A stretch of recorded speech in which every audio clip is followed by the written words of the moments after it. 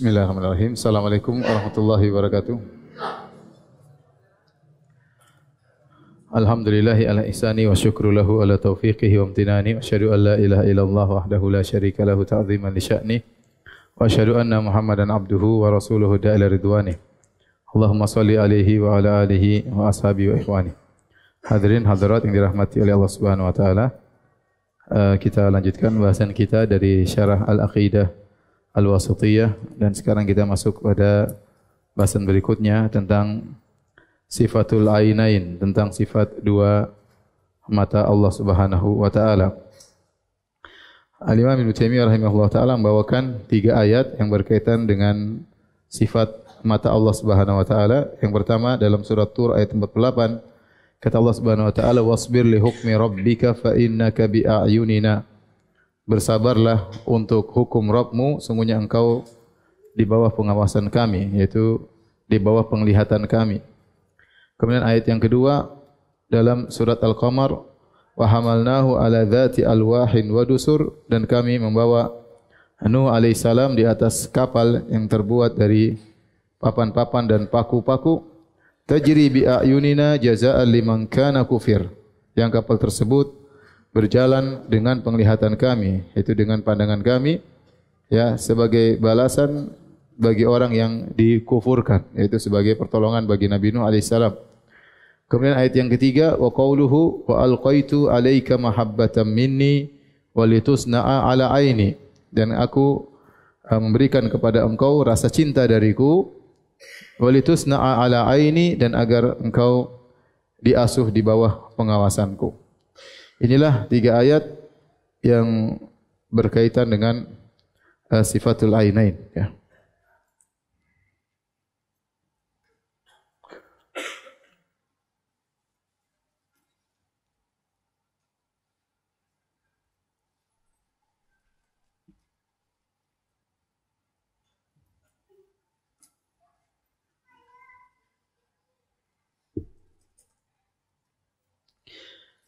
Dalam ayat, jadi adapun dalil-dalilnya tentang sifat dua mata Allah Subhanahu wa taala ada dari Al-Qur'an maupun dari sunnah, ya. Al-Qur'an dan sunnah, hadis. Adapun Al-Qur'an maka ada 2 model, ya. Datang dalam lafal mufrad, tunggal, kemudian datang dalam lafal jama'. Lafal jama' atau plural, ya. Yang datang dalam lafal mufrad, ya, kata Allah Subhanahu wa taala, wa alqaitu, yang disebutkan oleh Imam Ibnu Taimiyah, wa alqaitu alaika mahabbatan minni walitusna'a ala aini.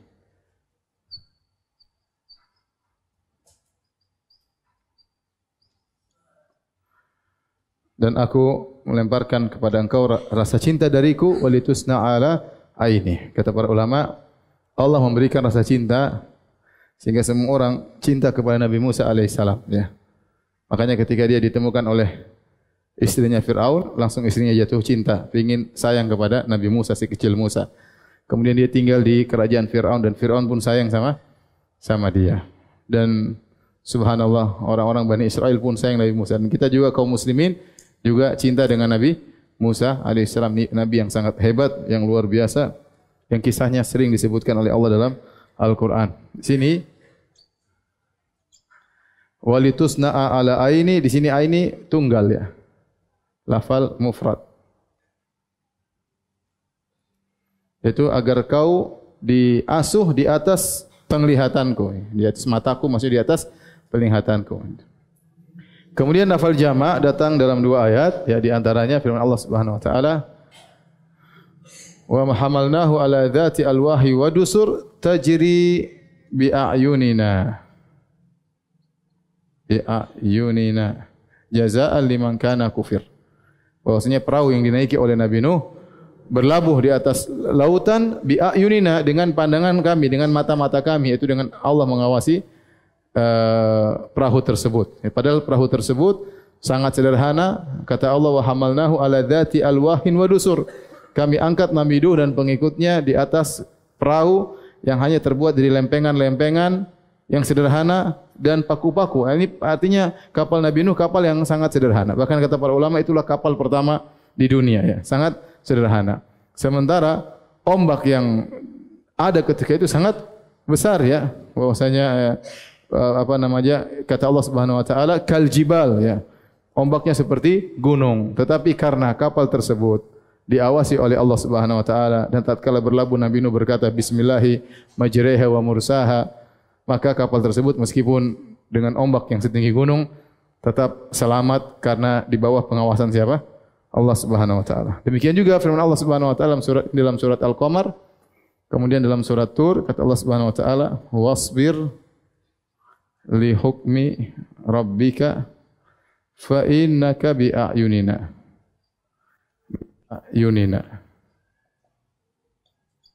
Bersabarlah engkau wahai Muhammad atas keputusan Rabbmu, sungguhnya engkau di bawah mata-mataku, artinya di bawah pandanganku. Di sini Allah menggunakan lafal mata dengan lafal jamak ayun. Ya, ayun. Jamak mata adalah ayun. Ayunun ya. Kemudian adapun mufrad yaitu ain ya. Ain. Ya. Baik, maksudnya kata Allah Subhanahu wa taala, Muhammad bersabarlah dengan keputusan Rabbmu. Nabi disuruh bersabar menjalani keputusan Allah, baik yang berkaitan dengan syariat yang mungkin terkadang memberatkan ya, Nabi disuruh bersabar menjalankan apa? Syariat. Demikian juga menjalani takdir yang Allah berikan. Bisa jadi Nabi diuji, bisa jadi Nabi dihina, bisa jadi Nabi dilemparin. Allah suruh sabar. Wasbir li hukmi rabbika. Wahai Muhammad, sabarlah engkau dengan keputusan Rabbmu. Ya, baik hukum kauni maupun hukum syar'i. Fa innaka bi'ayina, karena engkau di bawah pengawasan kami. Taib, bagaimana menjamakkan antara keduanya? Tapi sebelumnya kita sampaikan dalam hadis ya. Saya bacakan hadisnya dalam Sahih Bukhari ya. Dari Ibnu Umar radhiyallahu taala anhu, hadis riwayat Al-Imam Al-Bukhari ya. Dzukira Dajjal inda Nabi sallallahu alaihi wasallam. Dajjal disebutkan di sisi Nabi sallallahu alaihi wasallam. Kemudian Nabi mengomentari, itu ada orang ngobrol tentang Dajjal. Kata Nabi sallallahu alaihi wasallam, "Innallaha la yakhfa 'alaikum."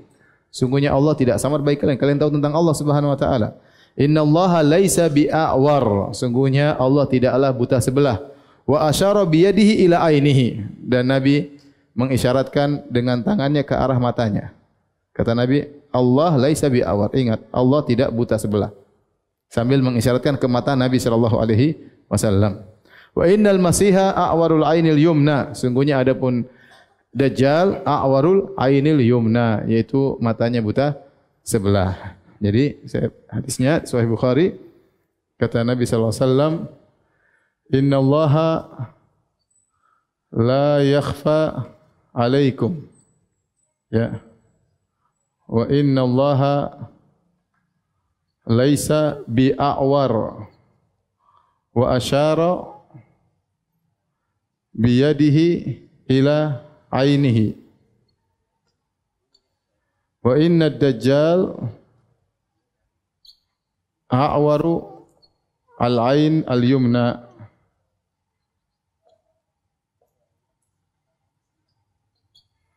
Artinya, sungguhnya Allah tidak samar bagi kalian. Kalian tahu tentang Allah, sungguhnya Allah tidak buta ya. Sesungguhnya Allah tidak buta sebelah.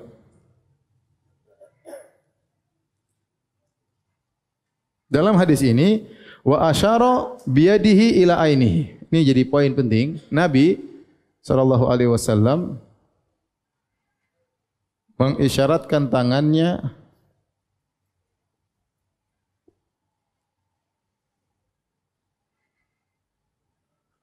ke matanya, ke mata beliau. Kemudian beliau berkata, wa inna dajjal a'waru ainil yumna. Dajjal buta mata kanannya. Tapi berdasarkan hadis ini, para ulama ijma bahwasanya Allah memiliki dua mata, ya. Ya, ijma ulama Allah memiliki dua mata. Sisi pendalilannya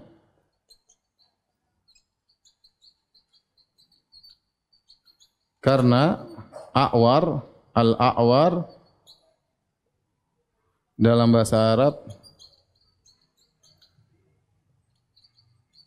artinya yang bermata dua, akan tetapi satunya cacat.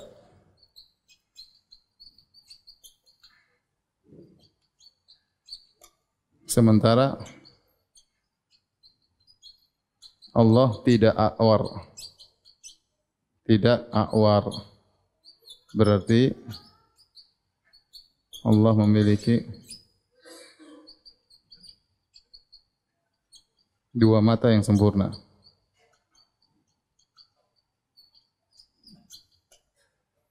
Dua mata yang sempurna. Datang dalam hadis dengan lafal dua mata, tapi hadisnya dhaif, ya.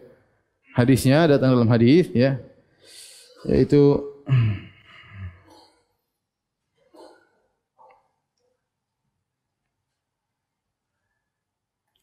dalam hadis Abu Hurairah, riwayat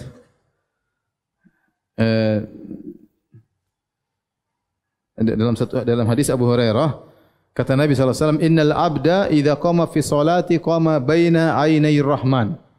Innal abda idza qama fi sholati qama baina ainai rahman. Sungguhnya seorang hamba jika sedang berdiri salat, dia berdiri di antara dua mata Allah. Tetapi hadis ini disebut dua mata, tapi hadisnya dhaif, didhaifkan oleh Syekh Albani rahimahullahu taala. Ya, sehingga hadis ini tidak bisa dijadikan dalil. Baik, perhatikan di sini Nabi sallallahu alaihi wasallam menekankan ketika Nabi menyebutkan tentang mata, kata Nabi sallallahu alaihi wasallam, ya, innallaha laisa bi'awar. Sungguhnya Allah tidak buta sebelah. Nabi menunjukkan tangannya ke arah matanya. Ini sudah kita jelaskan berulang-ulang karena Nabi sallallahu alaihi wasallam dalam beberapa hadis tatkala menyebut tentang sifat, Nabi mengisyaratkan kepada anggota tubuhnya. Bukan untuk menyamakan sifat Allah dengan sifat Nabi, tetapi untuk menegaskan bahwasanya sifat tersebut sifat yang hakiki. Paham? Contoh seperti yang kemarin kita ajak bahas waktu Rasulullah SAW menjelaskan bahwasanya Allah memegang langit dan bumi, kemudian Nabi mendekap tangannya dan membuka tangannya. Bukan tangan Allah seperti tangan Nabi, tapi maksudnya sungguh-sungguh Allah memegang langit dan bumi pada hari kiamat. Demikian juga dalam hadis yang sahih juga Nabi SAW waktu mengatakan, innallaha kana sami'an basira, sungguhnya Allah maha melihat lagi maha mendengar. Asyara, kemudian Nabi beri isyarat ke mata dan telinganya. Para ulama mengatakan ini 3 hadis di antaranya. Mungkin ada hadis-hadis yang lain, cuma yang saya tahu sampai sekarang 3 hadis. Ketika Nabi menyebut tentang sifat-sifat Allah, Nabi beri isyarat kepada tubuhnya. Sebut sifat mata, Nabi tunjuk ke matanya. Sebut tentang pendengaran dan penglihatan, Nabi beri pendengaran dan penglihatan. Isyarat kepada telinga dan matanya. Ya. Ketika Nabi SAW berbicara tentang Allah menggenggam langit dan bumi, Nabi menggerakkan tangannya. Berarti sifat-sifat tersebut sifat-sifat yang hakiki. Paham? Bukan majazi. Paham? Namun bukan berarti Nabi menyamakan tangan Nabi dengan tangan Allah atau mata Nabi dengan mata Allah. Tidak. Tapi ini sekedar untuk pendekatan agar para pendengar paham bahwasanya ini adalah mata Allah yang hakiki, bahwasanya tangan Allah yang hakiki, pendengaran penglihatan Allah yang hakiki. Baik. Adapun yang menyatakan dengan jelas para ulama yang dengan tegas menyatakan dua mata Allah, di antaranya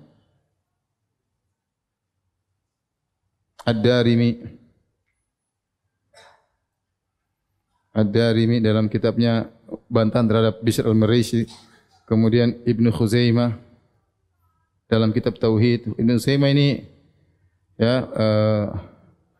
muridnya mazhab Syafi'i, ulama besar mazhab Syafi'i, ahli hadis. Muridnya Al-Muzani atau murid-muridnya Al-Muzani, ya. Juga dalam kitab Tauhid yang mengatakan Allah punya dua mata. Ya, kemudian yang lain juga yang mengatakan bahwasanya Allah punya dua mata. Di antaranya Abu Ismail Al-Harawi dalam kitabnya Dalailut Tauhid. Kemudian Ibnu Qutaibah ya dalam Ta'wil Mushkil Hadis. Ibnu Qutaibah juga mengatakan Allah punya dua mata dalam Ta'wil Mushkil Hadis. Kemudian Al-Lalikai dalam kitabnya Syarah I'tiqad Ahli Sunnah wal Jamaah. Kemudian juga Muhammad bin Nasr Al-Marwazi. Demikian juga Abul Hasan Al-Asy'ari dalam kitabnya Al-Ibanah ya, dalam kitabnya Al-Ibanah ya.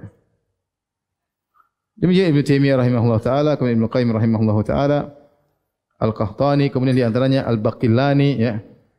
Dia yang menyatakan Allah matanya dua banyak ya tadi disebutkan ya. Ad-Darimi, Ibnu Khuzaimah ya. Ibnu Qutaibah, Al-Lalikai, Muhammad bin Nasr Al-Marwazi,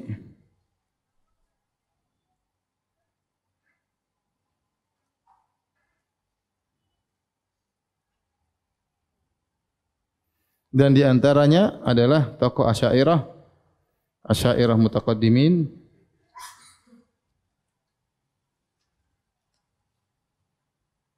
Tadi siapa? Abul Hasan Al-Asy'ari dan Al-Baqillani. Ini semua Asy'ariyah tapi Asy'ariyah apa namanya? Tempo dulu ya. Asy'ariyah tempo sekarang menolak semua sifat-sifat ini.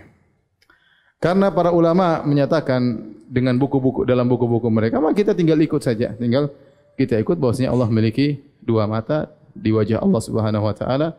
Ya, adapun bagaimana tentu kita tidak tahu. Yang tahu hanya Allah Subhanahu wa taala. Adapun bagaimana mengkompromikan lafal mufrad, lafal jama' sama lafal tasniyah dua sudah kita jelaskan kemarin. Pas kita membahas masalah apa? Tangan. Masih ingat? Kemarin sudah baru kita jelaskan ya. Bahwasanya lafal mufrad dan jama' dan tasniyah tidak saling bertentangan. Sebagaimana kita bahas sifat tangan kemarin, saya tidak ingin ulang lagi ya. Nanti dilihat lagi catatannya kalau mencatat.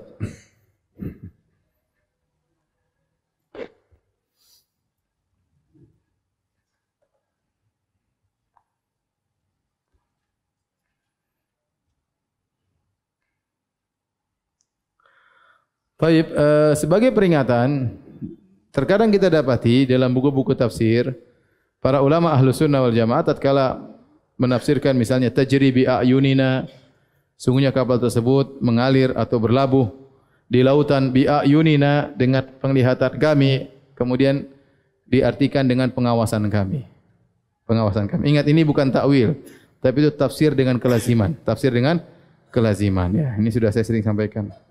Seperti walitusna'a ala aini, agar kau wahai Musa diasuh dengan mata kami, maksudnya dengan penglihatan kami, maksudnya dengan pengawasan kami, dengan pengawasan kami. Dan ini bukan takwil tapi tafsir dengan lazim. Ya, kenapa? Karena ulama Ahlus Sunnah tidak menolak sifat mata. Mereka menetapkan sifat mata dan mereka menetapkan tafsir dari kelaziman mata tersebut. Artinya Allah melihat, berarti Allah mengawasi. Berarti Allah mengawasi. Sebagaimana saya sebutkan dari Ibnu Jarir At-Tabari. Ibnu Jarir At-Tabari ya, tatkala menafsirkan bal yadahu mabsutatani yunfiqu kaifa yasha. Bahkan kedua tangan Allah terbentang berinfak sebagaimana Allah kehendaki. Kata dia terbentang maksudnya Allah dermawan. Bukan berarti dia menolak sifat tangan, karena dalam ayat yang lain dia mengatakan ma manaka antas juda lima khalaqtu bi yadai, maksudnya dua tangan yang hakiki. Dia bahkan dia membantah orang-orang yang mentakwil. Artinya dalam tempat yang lain dia menetapkan sifat tangan yang hakiki, dalam tempat yang lain dia tafsirkan dengan tafsir kelaziman. Faham? Jadi ini namanya tafsir bil lazim. Baik. Dari sini kita tahu bahwasanya Dajjal matanya buta sebelah ya. Tatkala Allah mengatakan innallaha la yakhfa 'alaikum, Allah tidak akan samar bagi kalian. Innallaha laisa bi'awar, Allah tidak buta sebelah. Kalau Allah tidak ada wajahnya, tidak ada matanya, ya Nabi tidak perlu bilang Allah tidak buta sebelah. Nabi aja bilang Allah tidak punya wajah, selesai. Paham? Tapi tatkala Nabi mengatakan bedakanlah Dajjal dengan Allah, Dajjal itu matanya buta sebelah, Allah tidak. Berarti kan memang ada Sisi situnya yang apalagi Nabi sampai nunjuk ke matanya. Berarti benar-benar ada mata. Adapun matanya Allah tidak ada yang tahu. Ya. Sebagaimana zat Allah kita tidak tahu, maka wajahnya Allah pun kita tidak tahu dan matanya Allah pun kita tidak tahu. Ya. Karena seandainya Allah tidak, sebagaimana keyakinan ahlul bidah, ya, bahwasanya Allah tidak memiliki wajah, tidak memiliki mata, ya sudah tinggal gampang. Dajjal buta sebelah. Allah tidak berwajah. Selesai kan? Ngapain Nabi mengatakan Allah tidak buta sebelah? Bahwasanya dua mata Allah tidak cacat. Seperti itu maknanya. Paham? Baik. Kalau sudah, tolong dihapus.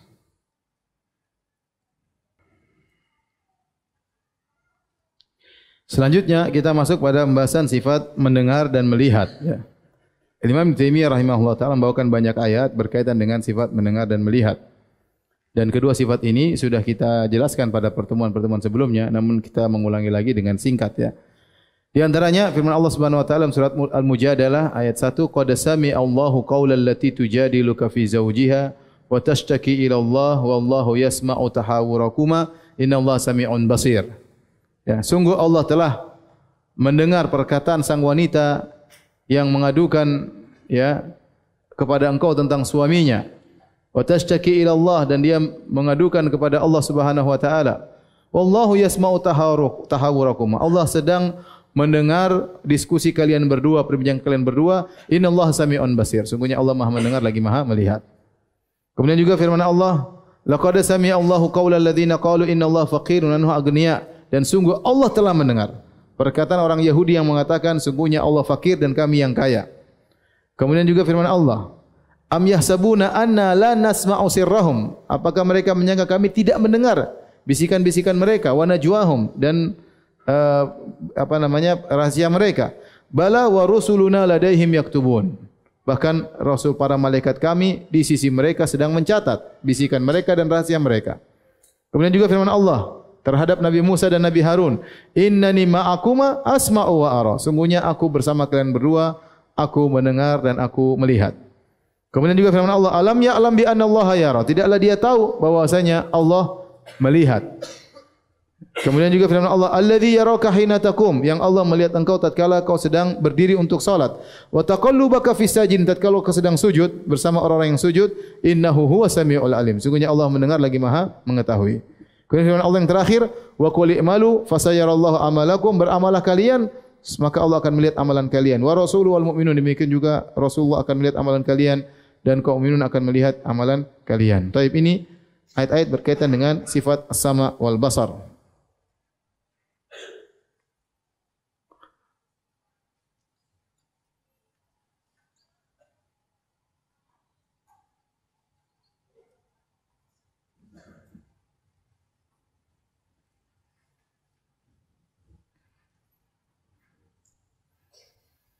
Mendengar dan apa? Melihat.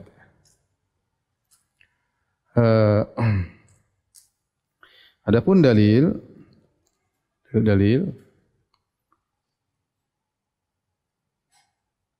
sudah pernah kita jelaskan, kita singgung sedikit ya, bahwasanya ada dalil akli dan dalil nakli. Nakli maksudnya Al-Quran dan Sunnah. Dalil akli maksudnya dalil akal, dalil logika. Ahlus Sunnah wal Jamaah tatkala menetapkan sifat-sifat Allah menempuh dua metode, baik dengan nakli, Al-Quran Sunnah itu merupakan pendalilan yang utama. Kemudian juga kalau memungkinkan dengan dalil akli, maka juga dengan dalil akal ya. Maka dalam dalil akal ada dua metode, disebut dengan dalil kamal. Yang kedua disebut dengan dalil al-muqabalah atau al-dhiddiyah. Dalil kamal yaitu kesempurnaan.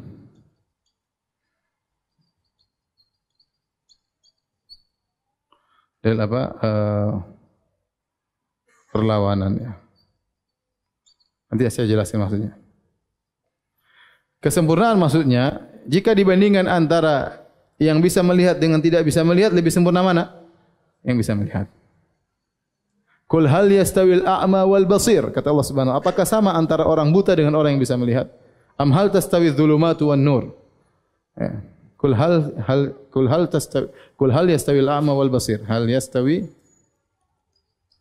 al a'ma wal basir? Apakah sama antara yang buta dan yang melihat? Tentu tidak sama. Jika dilihat mana yang lebih sempurna antara yang melihat atau yang tidak melihat, maka lebih sempurna mana? Yang melihat. Maka secara akal Allah yang maha sempurna berarti Allah maha melihat. Adapun dalil al-muqabalah atau diddiyah, maksudnya kalau Allah tidak melihat berarti Allah buta, seperti itu maksudnya.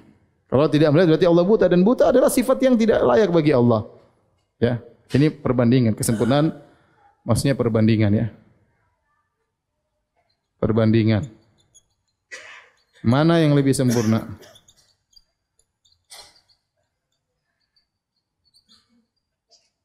Sempurna. Bisa melihat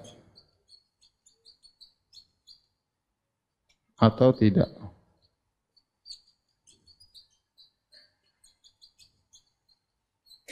Adapun dalil muqabalah perlawanan, artinya maksudnya jika Allah tidak melihat berarti Allah buta. Kalau Allah buta berarti cacat. Dengan demikian Allah Maha melihat. Nabi Ibrahim berkata kepada ayahnya, "Ya abati, lima ta'budu ma la yasma'u wa la yubsiru wa la yughni anka syai'a." Ya abati, lima ta'budu ma la yasma'u wa la yubsiru wa la yughni anka syai'a. Wahai ayahanda, kenapa engkau menyembah patung yang tidak bisa mendengar dan tidak bisa melihat? Ya. Karena kelaziman tidak melihat berarti buta. Tidak mendengar berarti apa tuh? Tuli. Ya. Maka dengan ini kita menyatakan secara akal Allah harusnya maha melihat. Paham ya? Harusnya maha melihat. Al-Quran dan Sunnah banyak dalilnya. Tadi yang pertama, kata Allah Subhanahu Wa Taala yang pertama, qad sami Allahu qawla allati tujadiluka fi zawjiha wa tashtaki ila Allah wallahu yasma'u tahawurakuma. Wallahu yasma'u tahawurakuma. Inna Allah sami'un basir. Inna Allah sami'un basir. Di sini Allah menggunakan di fi'il pertama mudhari', fi'il madhi dan fi'il mudhari'. Yasma. Qad sami'a, sungguhnya Allah telah mendengar keluhan seorang wanita kepada Nabi tentang suaminya. Kapan Allah mendengar? Ketika terjadi pembicaraan atau tidak? Setelah wanita mengeluhkan kepada Nabi, baru Allah mengatakan Allah telah mendengar. Atau Allah mendengar di zaman jahiliyah, zaman azali? Tidak, sudah kita jelaskan. Allah Maha mendengar sejak zaman azali, tapi pembicaraan ini baru Allah dengar belakangan, paham? Karena kalau kita bilang Allah sudah zaman azali sudah mendengar, berarti pembicaraan itu juga sudah ada di zaman azali. Paham? Paham tidak? Baik. Saya ulang lagi sekali ya. Kalau enggak paham keterlaluan ya. Ini wanita, ya, Khawlah namanya, waktu dia mengeluh kepada Nabi tentang suaminya, terjadi pada tahun 1400 sekian. Pada tahun apa? Tahun Hijriah, berapa Hijriah? Tahun beberapa Hijriah di Madinah, ya. Berarti 1400 tahun yang lalu, ya. Kejadiannya tatkala itu dia mengeluh kepada Nabi tentang suaminya. Kemudian Allah turunkan ayat, qad sami Allah telah mendengar pembicaraan tadi. Paham? Allah Maha mendengarnya sejak kapan? Sejak azali. Tapi Allah mendengar suara ini muncul kapan? Belakangan atau sejak azali? Belakangan. Kalau sejak azali berarti suara ini sudah ada di zaman azali. Ini tidak masuk akal. Paham? Dan itulah akidah Ahlussunnah wal Jamaah. bahwasanya sifat mendengar Allah qadimun nau' hadisul ahad. Secara jenisnya dia sudah azali, tapi kapan mendengarnya terserah Allah Subhanahu wa taala. Kemudian Allah mengatakan wallahu yasma'u, Allah sedang, yasma'u sedang. Yes, ini sedang artinya. Sedang mendengar. Ini telah mendengar. Wallahu yasma'u tahawurakum. Allah sedang mendengar pembicaraan kalian berdua. Artinya tatkala turun ayat itu Nabi sedang berdiskusi sama si Khawlah, si wanita tersebut. Berarti sedang mendengar sekarang, bukan azali. Nah, ini berbeda dengan sudah kita jelaskan pertemuan yang sebelumnya, berbeda dengan akidahnya Asy'ariyah yang mengatakan Allah mendengar sejak zaman azali, sehingga akhirnya mereka terpaksa mentakwil mendengar dengan mengetahui tentang suara. Bukan mendengar, tapi ditakwilkan dengan apa? Al-ilmu bil masmu'at, mengetahui tentang suara-suara yang akan datang di masa depan. Terpaksa mereka demikian. Paham? Karena mereka mengatakan tidak ada namanya Allah mendengar di masa depan, sehingga mereka terpaksa mentakwil sifat mendengar dengan mengilmui. Kalau mengilmui tentang masa depan meskipun belum terjadi bisa diilmui, paham? Tapi kalau mendengar ya enggak bisa mendengar, harus ada suara yang dengar. Inilah sebabnya mereka mentakwil mendengar dengan mengilmui. Tapi itu adalah takwil yang batil. Kita tahu beda antara berilmu dengan mendengar, dua hal yang berbeda. Berarti hakikatnya mereka menolak sifat mendengarnya Allah Subhanahu wa taala. Baik, ayat yang kedua, laqad sami Allahu qaulal ladzina qalu innallaha faqirun wa aghniya. Sungguh Allah telah mendengar perkataan orang-orang yang mengatakan orang Yahudi Allah fakir dan kami orang kaya. Ya. Am yahsabu annana la nasma'u sirrahum wa najwahum. Apakah mereka menyangka kami tidak mendengar rahasia mereka dan bisikan-bisikan mereka?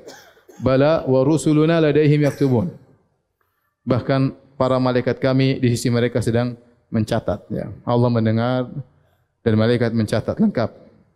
Kemudian firman Allah yang berikutnya, innani ma'akum asma'u wa ara.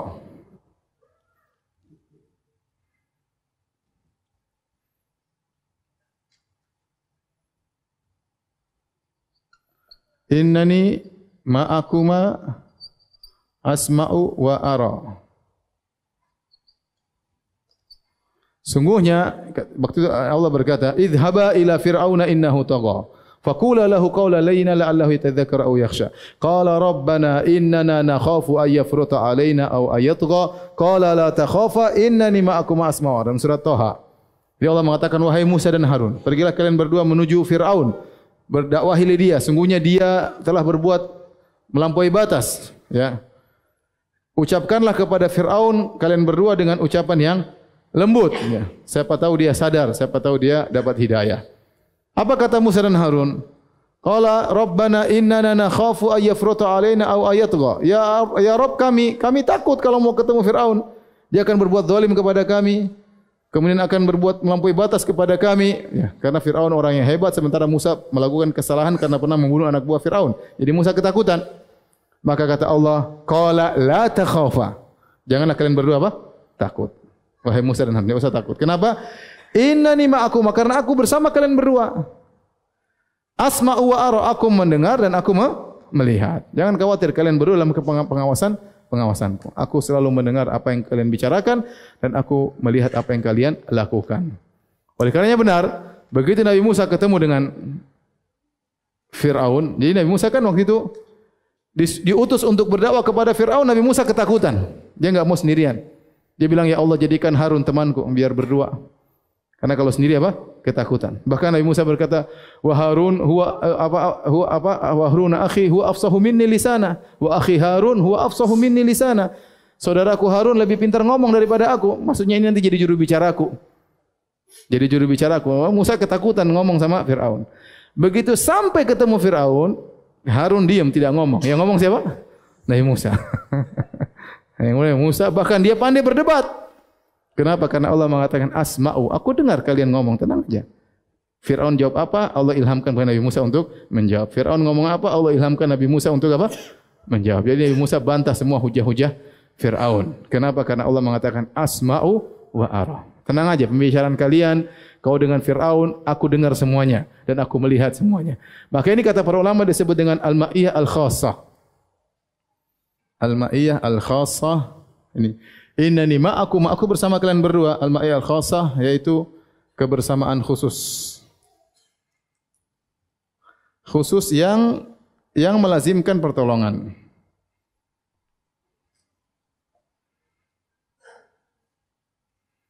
Karena al-ma'iyah ada dua. Al-ma'iyah ada dua. Al-ma'iyah al-ammah.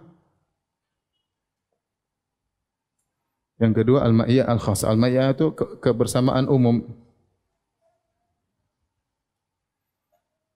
Maksudnya Allah bersama seluruh makhluknya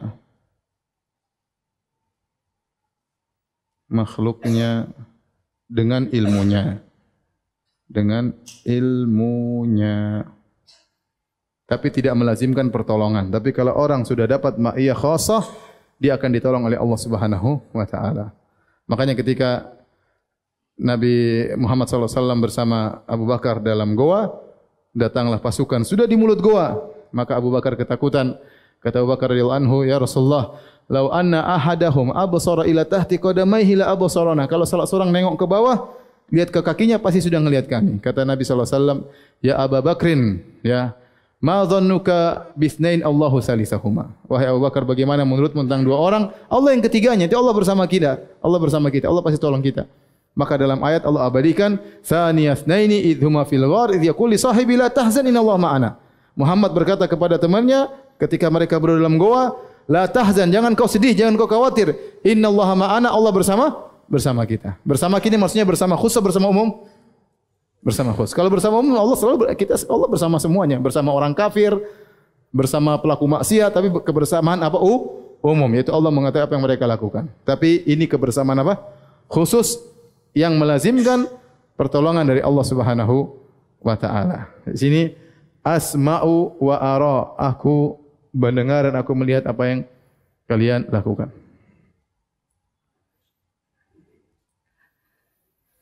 Baik, ayat berikutnya Allah Subhanahu wa taala, "Alam ya'lam bi anna Allah yara." Tidakkah dia tahu bahwasanya Allah melihat? Artinya ini ancaman, ya. Dia enak saja melakukan kemaksiatan, dia enak saja sombong, dia enak saja angkuh. Alam ya'lam bi anna Allah yara. Tidakkah dalam surat Al-Alaq, ya, ini disebutkan ini berkaitan dengan Abu Jahal yang sombong dan angkuh. Kata Allah, "Alam ya'lam bi anna Allah yara." Tidakkah Abu Jahal tahu atau si kafir itu tahu bahwasanya Allah Maha melihat apa yang dia lakukan, ya. Dia merasa santai, merasa tenang, melakukan kemaksiatan dilakukan. Allah tahu semua yang sedang dia lakukan dan Allah bisa kasih balasan. Kemudian ayat berikutnya kata Allah, "Alladzi yaraka hina taqum." Yaitu Allah ini yang melihat engkau tatkala engkau bangun untuk salat. Sedang, yara di sini sedang apa? Sedang melihat, ya. Jadi jangan dibilang Allah melihat sejak zaman azali, enggak benar juga, ya. Allah Maha melihat sejak zaman azali, tapi kapan Allah melihat tergantung ada objeknya atau tidak, paham? Kalau objeknya di tahun 10.000 tahun kemudian, ya berarti Allah baru lihat itu. Kapan Allah melihat Nabi Muhammad berdiri untuk salat? Sejak zaman azali apa waktu Nabi Muhammad mau salat? Mau salat baru Allah melihat. Alladzi yaraka hina taqum. Nah, ini tidak bisa dimasuk otaknya orang-orang ahlul bidah. Kata mereka enggak bisa seperti ini. Harusnya zaman azali enggak pernah berubah-berubah. Nah, kalau gitu akhirnya mereka takwil melihat dengan apa? Al-ilmu bil mubsarat. Ilmu tentang sesuatu yang terlihat. Ini sudah kita bahas, nanti antum cek lagi lah. Saya enggak pengin bahas ulang, ya, karena memusingkan. Ya udahlah. Pokoknya ngawur, udah selesai, ya. Mungkin mereka ngawur. Wa taqallubaka fi sajidin. Jadi yang sedang melihatmu dan sedang melihat engkau dalam bersama orang-orang yang sujud. Innahu huwas samiul alim. Sungguhnya Allah Maha mengetahui dan Allah Maha mendengar dan Allah Maha mengetahui. Kemudian ayat yang terakhir, wa qul i'malu fasayarallahu amalakum. Yang terakhir 3, ya. Kata Allah, wa qul i'malu fasayarallahu amalakum wa rasuluhu wal mu'minun. Kata Allah, beramalah dan katakanlah wahai Muhammad, katakanlah Beramallah kalian, beramallah kalian, berbuatlah kalian. Maka Allah akan melihat, maka fa'in artinya maka Allah akan melihat. Sa artinya akan. Fa maka sa akan. Allah akan melihat amal kalian. Amal kalian. Dan juga Rasul akan melihat amal kalian. Taib. Ayat ini kalau kita perhatikan terdapat dalam surat Taubah ya. Ayat 105.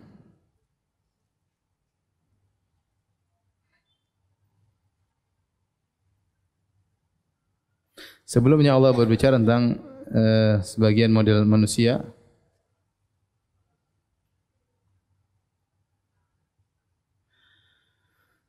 Kata Allah Subhanahu wa taala tentang orang-orang munafik ya, kata Allah ya. Sebelumnya Allah sebutkan ayat 100 tentang sabiqunal awwalun wal muhajirun, para sahabat dan orang-orang yang mengikuti mereka dengan baik. Setelah itu Allah sebutkan ayat 101 tentang orang-orang munafik. Min haulakum minal a'rabi munafiqun wa min ahli Madinah, di antara kalian orang Arab Badui ada yang munafik dan di penduduk Madinah juga ada orang munafik. Kata Allah, sanu'adzibuhum marratain, kami akan menyiksa mereka 2 kali. Setelah itu Allah sebutkan kelompok yang lain. Satunya orang beriman, kedua orang munafik, ketiga orang yang setengah-setengah. Mencampurkan antara amal soleh dengan apa? Kemaksiatan. Alam 102 kata Allah, wa akharuna i'tarafu bidzunubihim khalatu amalan salihan wa akhara sayyi'ah. Ada pula orang lain yang mengakui dosa-dosa mereka. Mereka mencampur adukan pekerjaan mereka yang baik dengan pekerjaan mereka yang buruk. Itu mencampur amal soleh dengan wa akhara sayyi'ah, dengan maksiat. Asallahu ayyatuba alaihim. Semoga Allah menerima taubat mereka. Innallaha ghafurur rahim. Sungguhnya Allah Maha Pengampun lagi Maha Penyayang. Kemudian kata Allah Subhanahu wa taala pada ayat 104, alam ya'lamu annallaha huwa yaqbalu taubatan ibadihi. Tidakkah mereka tahu Allah menerima taubat dari hamba-hambanya? Wa ya'khudhu shadaqat, dan menerima sedekah. Wa anallahu tawwabur rahim, dan Allah Maha menerima taubat dan Maha Penyayang. Setelah itu baru ayat 105, wa qul i'malu fasayarallahu amalakum. Katakanlah Muhammad kepada mereka, perbuatlah. Mau munafik silakan, mau kafir silakan, mau beriman silakan, mau maksiat silakan. Allah setelah menyebutkan berbagai macam model manusia, Allah tutup ayatnya dengan mengatakan wa qul i'malu fasayarallahu amalakum. Katakanlah Muhammad kepada mereka, lakukanlah apa yang kalian kehendaki, fasayarallahu amalakum. Allah akan melihat amal perbuatan kalian. Ayat ini ada yang mengatakan ini tahdid, ancaman ya. Atau juga kabar gembira kepada orang yang saleh. Ancaman bagi orang bermaksiat ya sudah, bikin aja. Emang Allah enggak lihat kalian bikin, Allah akan lihat apa yang kalian lakukan pada hari kiamat kelak, atau Allah akan melihat apa yang kalian lakukan ya. Atau ini hiburan bagi orang yang beramal soleh, meskipun tidak ada yang lihat dia lakukan, maka Allah akan melihat apa yang dia lakukan. Tidak usah sedih kalau kita beramal soleh enggak ada yang lihat. Tidak perlu kita update di status ya. Tidak perlu. Tidak usah sedih, waduh enggak ada yang tahu, enggak ada yang like. Enggak apa-apa enggak ada yang like ya. Cukup Allah yang tahu ya. Maka tidak perlu pengakuan orang lain. Kenapa? Karena fasayarallahu amalakum. Allah akan melihat perbuatan kalian ya. Demikian juga orang melakukan maksiat juga hati-hati, meskipun dia bersendirian, fasayarallahu amalakum. Allah akan melihat perbuatannya ya. Jadi ini ancaman sekaligus peringatan sekaligus kabar gembira bagi orang yang beramal soleh. Di sini kata Allah Subhanahu wa taala ya, Allah akan melihat amal kalian. Artinya jika kalian berbuat maka Allah akan melihat. Ini dalil bahwasanya penglihatan Allah juga meskipun di zaman azali, tapi kapan melihatnya berkaitan dengan objek yang dilihat. Kapan muncul baru Allah lihat. Meskipun Allah sudah bisa melihat sejak zaman apa? Azali. Paham ya? Inilah akidah Ahlussunnah wal Jamaah. Baik, saya rasa sampai di sini ya. Kajian kita, kalau ada yang bertanya saya persilakan. Wallahu taala alam bissawab. Saya mau tanya ya, yang bisa jawab dapat kasih hadiah ya.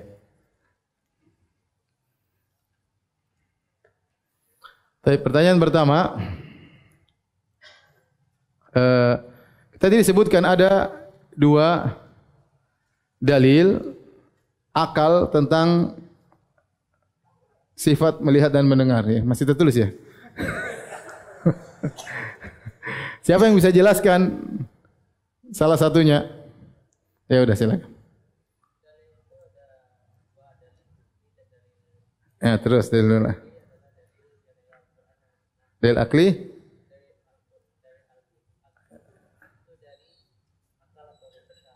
Masya Allah sudah. Jazakallah khair. Ya. Taib. Yang kedua ya. Pertanyaan kedua, bukunya cuma 2 ya. Yang kedua, coba sebutkan 4 ulama yang menyatakan bahwasanya Allah matanya 2. Ya. 4 ulama.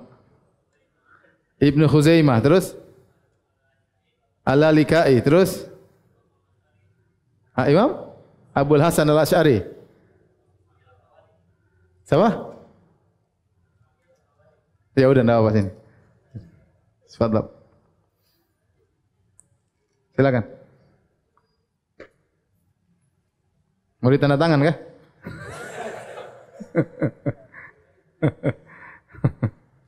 Enggak ada pena, ada cuma spidol. Oh ya, kau. Ya. Baik.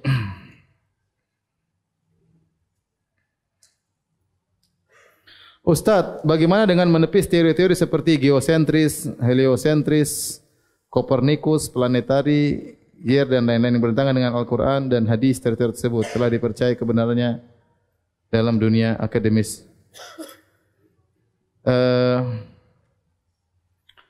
Mengatakan bertentangan dengan Al-Quran, ini Al-Quran tidak, jadi saya sampaikan, Al-Quran bukanlah kitab sains ya. Al-Quran bukan kitab apa? Sains, tapi dia kitab iman. Namun dalam beberapa ayat ada berkaitan dengan fisika misalnya. Ada pun menyatakan bahwasanya Al-Quran bertentangan dengan sains modern, maka ini perlu dicek kembali. Apakah memang penafsirannya seperti itu? Ya, bahwasanya seperti mengatakan contoh sederhana, mengatakan bahwasanya Al-Quran menunjukkan bumi itu datar. Ya. Ternyata tidak demikian. Bahkan para ulama ijma bahwasanya bumi itu apa? Bulat ya. Adapun firman Allah dalam banyak Al-Quran mengatakan kami jadikan bumi terhampar. Maksudnya itu ditinjau yang kita lihat sekarang ini di depan kita bumi apa? Terhampar. Bukan ditinjau dari secara keseluruhan bahwasanya bumi itu datar tidak bulat ya. Oleh karenanya sebenarnya baru dalil seperti firman Allah Subhanahu wa taala wa idzal ardu muddat, jika bumi didatarkan menunjukkan bumi sekarang tidak datar, bumi sekarang bulat. Maksud saya tidak bisa kita mengklaim bahwasanya Al-Quran menunjukkan bumi itu apa? Datar. Itu buktinya Ibnu Taimiyah menyebutkan ijma dalam kitab-kitabnya bahwasanya bumi itu bulat berdasarkan kurawiyatul ard, berdasarkan ijma para ulama. Ya. Sehingga sebagian orang menyangka Al-Quran menunjukkan bumi itu datar, sementara teknologi menunjukkan atau sains menunjukkan bumi itu bulat, berarti Al-Quran bertentangan dengan apa? Dengan sains. Ini tidak bisa. Maksud saya Al-Quran itu bukan kitab sains. Ya. Sehingga tidak bisa kita mengatakan bahwasanya begini, maksudnya begini. Ya, itu butuh. Karena para ulama juga tatkala membahas dalam buku tafsir mereka tidak bahas itu. Yang mereka bahas masalah apa? Keimanan. Masalah keimanan. Ya. Sama seperti matahari. Tapi dari timur barat itu yang kita lihat. Yang kita lihat ya. Al-Quran tidak sedang berbicara bahwasanya bumi mengelilingi matahari atau matahari mengelilingi bumi. Tidak, dia sedang lihat yang kita lihat matahari sedang terbit dari timur, tenggelam di mana? Di barat. Selesai. Oleh karenanya mau saya tidak usah kita pertentangan antara sains dengan Al-Quran, kecuali perkara yang benar-benar jelas. Al-Quran menyatakan demikian dengan jelas, tidak ada khilaf di kalangan para ulama bahwasanya ini menunjukkan demikian. Kemudian sains bertentangan, kita lebih membenarkan apa? Al-Quran. Tapi apakah ada yang seperti itu? Contoh seperti misalnya Al-Quran mengatakan atau dalil-dalil menunjukkan matahari terbit dari timur. Terus berdasarkan sains modern ternyata matahari terbit dari barat. Ya sudah, kita jangan percaya sama sains modern. Kenapa? Karena para ulama semua tatkala menjelaskan, mereka menjelaskan matahari terbit dari mana? Dari timur ya.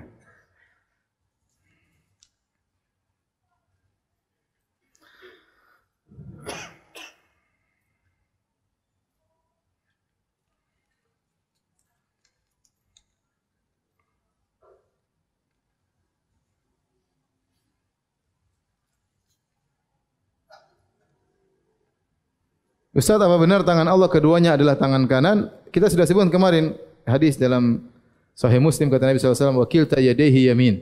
Kedua tangan Allah apa? Kanan. Ya. Kedua tangan Allah kanan.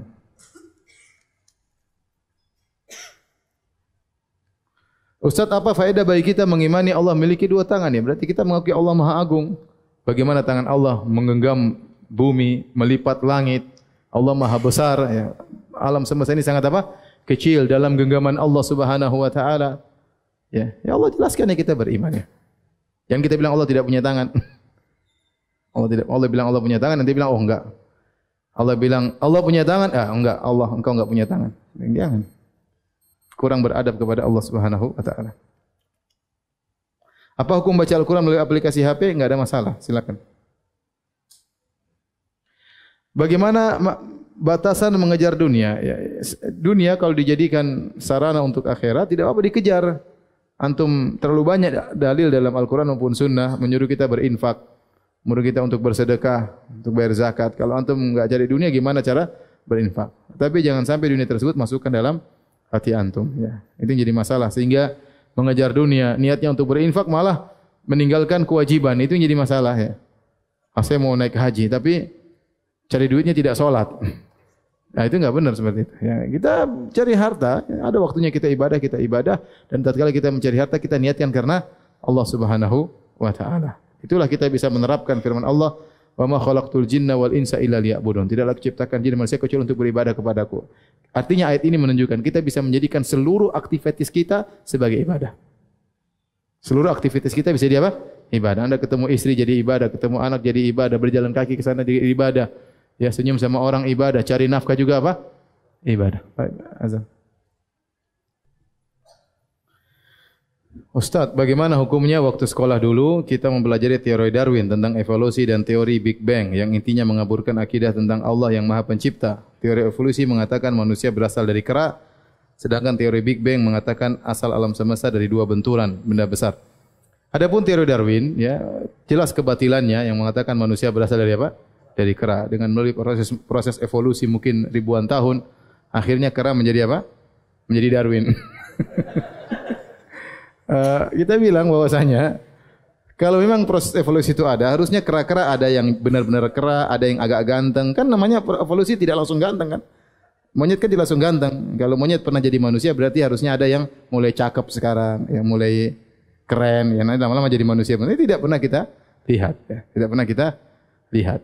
Kemudian kata dia bahwasanya proses monyet dari monyet menjadi manusia, dari kurang sempurna menjadi sempurna. Padahal kita tahu dari sisi kalau kita lihat monyet bayi lebih sempurna daripada bayi manusia. Monyet baru lahir dia sudah gantung-gantungan ke ibunya, paham? Anak baru lahir tidak bisa apa-apa ya. Dari sisi itu monyet masih lebih apa? Hebat daripada manusia ya. Dan ini tentu tidak benar bahwasanya monyet berasal dari manusia. Kemudian dia juga gagal. Dia mengatakan misalnya jerapah dulu lehernya pendek ya. Kemudian gara-gara dia ingin makan di atas dia apa? Lama-lama panjang. Kenapa kambing tidak pernah latihan? Kambing terus apa? Lehernya apa? Pendek. Harusnya kambing juga lama-lama paling tidak naik semeter lah, tidak seperti jerapah. Tapi kan harusnya ada perubahan ya. Tapi enggak pernah ada perubahan ribuan tahun sama kambing, gitu-gitu aja kambing. Jadi dia mengatakan bagaimana evolusi surga. Ketemu banyak juga hewan yang mirip, tapi tidak sama. Contoh, burung punya sayap, bisa terbang. Ada hewan-hewan yang bersayap seperti burung, bisa terbang. Contohnya bebek dan ayam, ya, enggak bisa terbang ya. Enggak bisa terbang. Jadi maksudnya terus coba.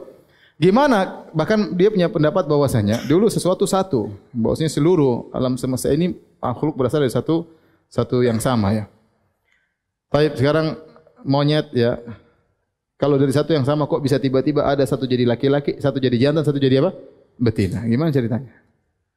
Terus kenapa bulu-bulu monyet semua hilang? Sekarang manusia tidak punya bulu ya. Karena sudah tidak butuh kepada bulu tersebut. Mungkin sudah pakai baju, sudah pakai amat.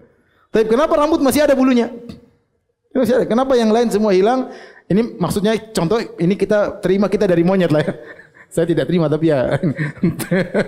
Taruhlah kita semua dari monyet. Kita tanya sama Darwin. Sekarang rambut-rambut monyet dulu kemana? Oh sudah mengalami evolusi. Loh kenapa masih ada sisa rambut di kepala? Oh karena rambut di kepala itu untuk menjaga benturan dan macam-macam ya. Terus kalau bagian yang tidak ada benturan, kenapa ada rambut di dekat kemaluan? Emang itu sering berbenturan. Ya, intinya itu teori ngawur. Ya, mungkin Darwin di depan kaca lihat dia mirip monyet, akhirnya dia bilang, saya mirip monyet. Saya nenek moyang saya dari monyet. Kalau kita enggak, kita dari Nabi Adam alaihissalam. Bahkan kita sekarang sedang mengalami penurunan. Adam dulu gagah, tinggi, tampan. Kita sekarang mengalami, nanti kalau kaum muslimin masuk surga, akan dikembalikan kepada bentuk yang sempurna. Paham? Teorinya bertentangan dengan teori Darwin. Darwin kan dari bahlul jadi pinter. Kalau kita Adam sempurna jadi apa? Jadi seperti kita sekarang ini. Taib. Adapun teori Big Bang ini hipotesa, hanya dugaan tentang teori banyak. Ada teori bintang kembar, ada teori Big Bang. Teori Big Bang adalah benda yang padat kemudian mengalami peledakan akhirnya jadi. Kita bilang taruhlah penciptaan alam semesta seperti itu. Taruhlah ada teori bintang kembar, ada teori Big Bang, ada teori kabut apalah, teori inilah banyak ada beberapa teori. Tapi kita benarkan teori itu, entah mana yang benar, mungkin mereka khilaf, enggak tahu dalilnya apa ya. Tidak ada yang bisa membuktikan teori-teori tersebut. Tapi kalau kita bilang seandainya teori itu benar, timbul pertanyaan, siapa yang menyediakan materinya? Materialnya siapa yang sediakan? Paham? Yang teori Big Bang, kita taruhlah teori Big Bang benar, alam semesta diciptakan dengan teori Big Bang. Tapi yang menyediakan itu siapa? Tuhan atau ada sendiri? Kalau ada sendiri ya namanya kebetulan. Kebetulan bukan ilmiah ya. Kemudian waktu dia pecah, pecah. Kok bisa jadi ada yang hidup, ada yang mati? Coba jadi manusia, jadi hewan, gimana? Kalau enggak ada yang ciptakan, paham? Harusnya kalau pecah ya sudah jadi benda mati terus. Tapi kenapa setelah itu ada monyet, ada Darwin, ada kambing, ada yang lain-lain ya. Ada yang ciptakan ya. Ya. Kalau mereka bilang kebetulan, ya itulah Tuhannya ateis apa? Kebetulan. Semua kebetulan. Kebetulan kamu juga ateis. Kebetulan kamu sinting, kamu juga kebetulan sinting. Terakhir pertanyaan tentang hadis man kadzama ghaidhan wa huwa qadirun ala an yunfidhahu da Allah azza wa jalla ala ru'sil khalaiq yaumal qiyamah yukhayyirullahu min ayil huri sya'a. Barang siapa yang meredam kemarahannya padahal dia mampu, ala ayunafidahu, dia mampu untuk melampiaskannya tapi dia tahan, maka Allah akan panggil dia pada hari kiamat di hadapan khalayak. Allah suruh dia pilih bidadari mana yang dia sukai. Sahihkah dalil tersebut? Siapa perawinya? Jika hasan, siapa yang menghasankan? Di sini diriwayatkan di antara Imam Ahmad. Ya. Imam Ahmad ya. Dan hadis ini diperselisihkan, sebagian ulama mendhaifkan, sebagian ulama menghasankan. Ya, di antara yang mendhaifkan adalah saya baru lihat tadi para pentahqiq Musnad Imam Ahmad, jadi Syuaib Al-Arnaud dan kawan-kawannya rahimahullah. Adapun yang menghasankan ya Syekh Albani rahimahullahu taala. Tetapi hadis seperti ini adalah hadis berkaitan dengan fadail a'mal ya. Adapun amalannya sendiri perkara yang disepakati, meredam amarah perkara yang disepakati ya. Makanya Allah memuji orang-orang yang meredam amarah. Di antara ciri-ciri penghuni surga kata Allah Subhanahu wa taala wal kadhiminal ghaidz. Orang-orang yang meredam apa? Amarah. Adapun pahalanya seperti ini datang dalam hadis yang diperselisihkan. Ada yang mendhaifkan, ada yang menghasankan. Syekh Albani menghasankan, kita tidak terlalu kencing dalam hadis-hadis yang seperti ini. Hadis-hadis tentang fadail amal yang amalnya memang sudah ada dalam dalil yang sahih. Faham? Ya, semisal ini seperti masalah salat syuruk ya. Salat syuruk, duduk setelah salat berzikir sampai syuruk, kemudian salat duha. Karena ini rangkaian amalan semua ada ya. Salat di masjid ada dalilnya enggak? Ada. Setelah selesai salat duduk berzikir di tempat sampai terbit matahari ada dalilnya enggak? Ada. Salat duha ada dalilnya enggak? Ada enggak? Ada. Rangkaian ini menimbulkan suatu pahala tersendiri, maka ini diperselisihkan oleh para ulama. Hadis-hadis datang dari Abu Umamah, kemudian dari Aisyah, ya dari beberapa sahabat ya. Sanadnya dhaif. Nah, di situ timbul ijtihad. Ada yang menaikkannya menjadi derajat hadis yang hasan seperti Syekh Albani rahimahullah taala dan sebagian ulama mutaqaddimin, dan ada yang menyatakan hadisnya tetap dhaif, maka khilaf di kalangan para ulama. Tetapi hadis ini termasuk hadis yang ringan karena berbicara tentang fadail apa? Amal. Karena amalnya sudah ada ya. Ya, wallahu alam bisawab.